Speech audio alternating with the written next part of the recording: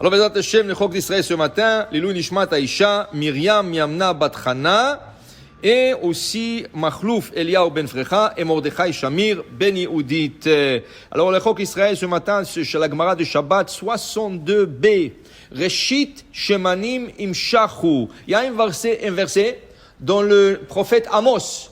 Reshit Shemanim Imshachu. Il y avait un parfum très très cher à l'époque du Talmud. Quel était ce parfum? C'était plus de l'huile parfumée. Il mettait de l'huile parfumée. Quel était ce l'huile parfumée? Amar Rav Yehuda Amar Shmuel, c'est paliaton. C'est le paliaton. Paliaton, il faisait ça d'un fruit qui s'appelle le persimo.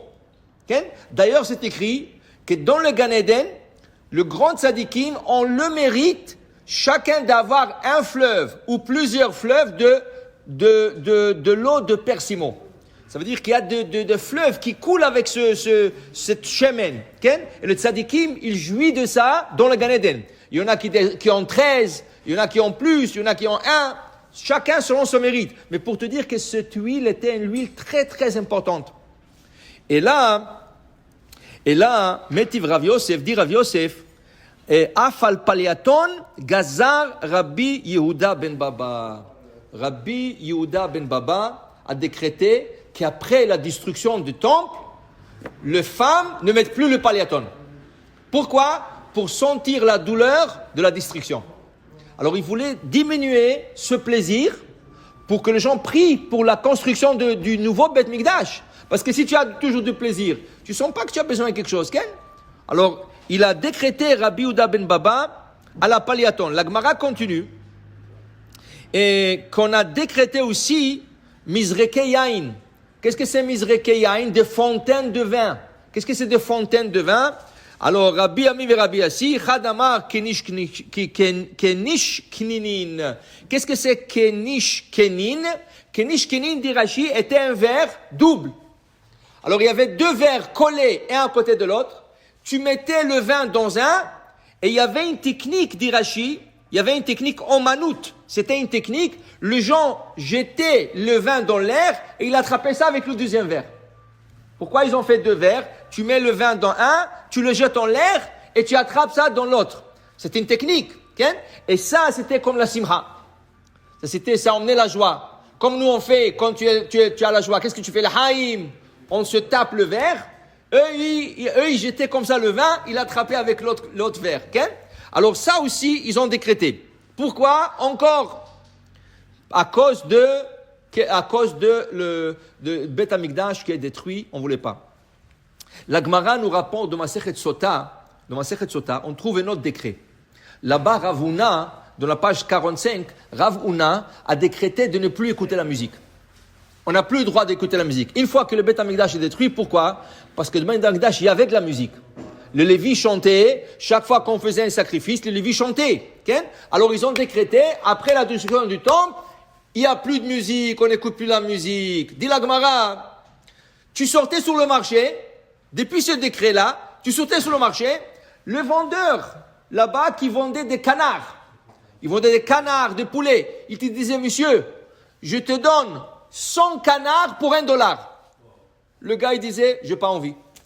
100 canards pour $1, pour rien du tout. $1 pour 100 canards. Rien, je vais pas. Et tu sais qu'est-ce que tu peux faire avec les canards? Tu peux manger, tu peux prendre des plumes, faire des manteaux, faire des oreillers, faire des coussins. Il y a plein de choses. L'huile que tu fais de la graisse de canard, elle est excellente à l'époque. Hein? Personne voulait. Personne n'avait envie de vivre. Tu leur as enlevé la musique, c'est comme si tu leur as enlevé le goût de la vie. Okay? Juste après, Rav Huna est venu Rav Chisda et dit c'est trop. Les gens n'ont plus envie de vivre. Regardez qu'est-ce qui se passe aujourd'hui. Les gens ne sortent plus au restaurant. Les gens presque ne sortent pas au centre d'achat. Tu fais tous les achats en ligne. On dirait que les gens n'ont plus envie de vivre. Okay?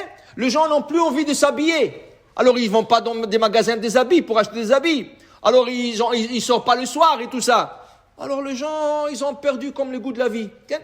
Alors peut-être c'était bon, parce que ce monde est rentré dans un monde, tout était vite, tout le monde perdait la tête. Quand je vous dis, hey, il faut relaxer un peu. Hein, et je vais vous relaxer un peu. Alors il envoie un virus, il relaxe. Mais maintenant, vient Rav Chisda. Il dit, c'est pas bon, on ne peut pas continuer comme ça. Il faut reprendre le goût de la vie. Qu'est-ce qu'il a fait? Il a enlevé le décret. Dit la Gemara, Rav Chisda est venu. Il a enlevé le décret qu'on ne peut plus écouter la musique. Tu sortais sur le marché, tu voulais acheter un canard pour $100, tu ne trouvais pas. Tu disais au gars, s'il te plaît, vends-moi un canard, l'Ichvot Shabbat. Je vais manger un canard, je te donne $100. Il dit, Mandis, moi j'ai pas. Okay? Le jour où on repris le goût de la vie, ils attrapaient tout.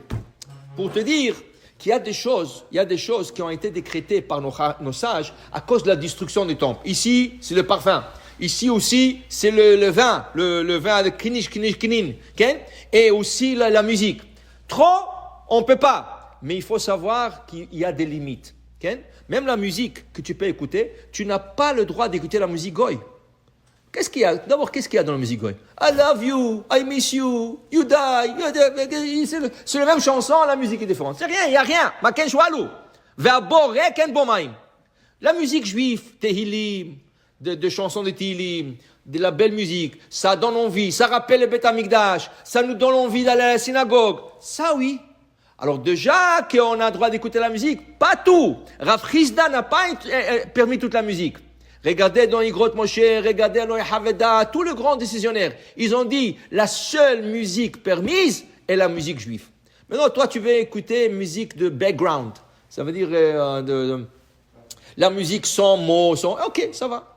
Mais pas de musique avec des mots goy qui donnent envie de faire des folies. Ça, non. Écoute la musique juive pour que tu reçois et tu te rappelles de Beth Amikdash. Okay? Alors, pour dire que voilà, cette Gemara nous dit, il faut savoir qu'il faut toujours avoir le souvenir de Beth Amikdash. Baruch Adonai le'olam. Amen ve amen.